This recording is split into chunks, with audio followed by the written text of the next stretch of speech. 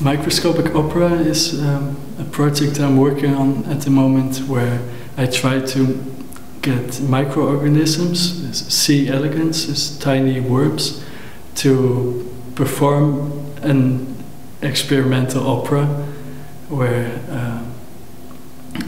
they control sound through software in an installation setup.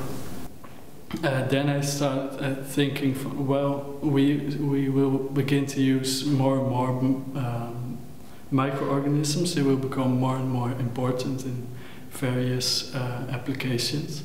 So why not in theater or in art, and use them as some kind of controller for things.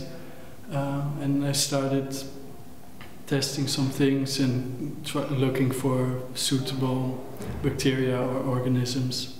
So a researcher told me about this C. elegans, which is a tiny nematode, and it moves beautifully. And they use it quite extensively in scientific research. And to kind of differentiate between them, they use different strains that each have a mutation which makes them move in a different way. So one mutation would move in a corkscrew way, or like twitch a bit, or some even become super obese, so they're really tiny but really fat. It's they'll have these funny names. Anyways, I wanted to use these different types as different players in this opera and see how I can translate their different movements into different sounds. Because the creatures don't really make sounds themselves, so you kind of have to use the input they do generate, which is movement. So I'm now looking at how I can translate these movements into interesting sounds and kind of make some symbiosis between software that generates the sound and these worms that can somehow act as a controller.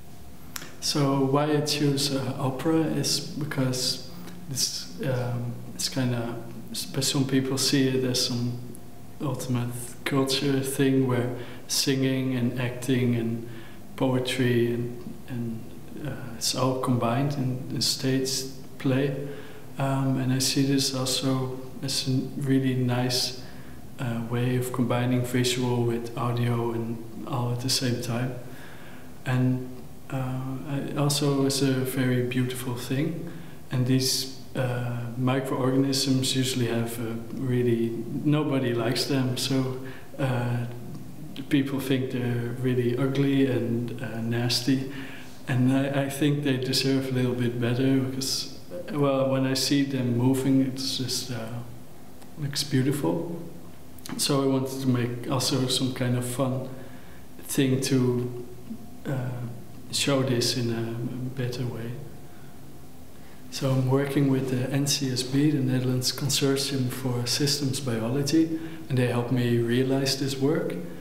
And I try to use their research tools that they use in scientific research, like the microscope, the worms, and also the algorithms they use to also do tracking of these worms for their research, and then use these tools to not for research but to create some artistic output.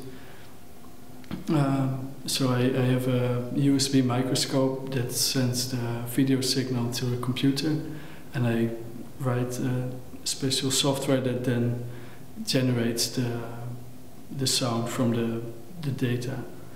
So the movement of the worms is translated into sound, and I'm still really developing this part.